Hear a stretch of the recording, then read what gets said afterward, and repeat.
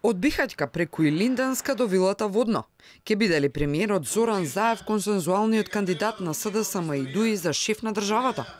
Ова прашање веќе подолго време струи низ јавноста, а добива посериозна димензија по вчера објавената анкета, во која неговиот рейтинг и рейтингот на неговата партија е прикажан многу висок помеѓу албанската заедница.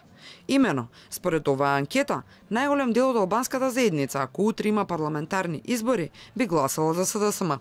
Ова е особено дискутабилно, ако се спореди со референдумскиот резултат, кога албанските гласачи не ги исполнија очекувањата на власта, односно не излегоа во процентот кој владата го имаше како проценка.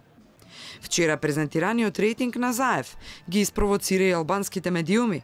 Агенцијата ИНА, повикувајќи се на извори во Бихаќка, објави дека кандидатурата на Заев е веќе лансирана внетрепартиски и тече дебата. Брзо по објавата, ова го демантираа од СДСМ.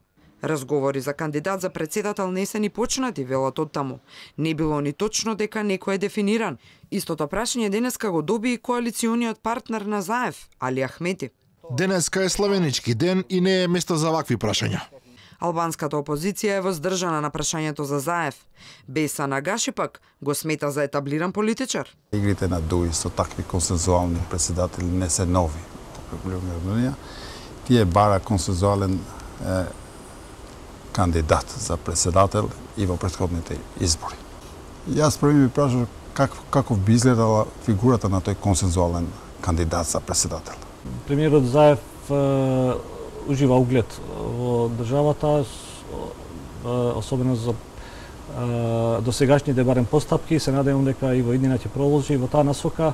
Но за секоја одлука во иднина за било кој кандидат за председател ние ќе донесеме одлука на сослов на партиските органи и таа одлука ќе биде објавена.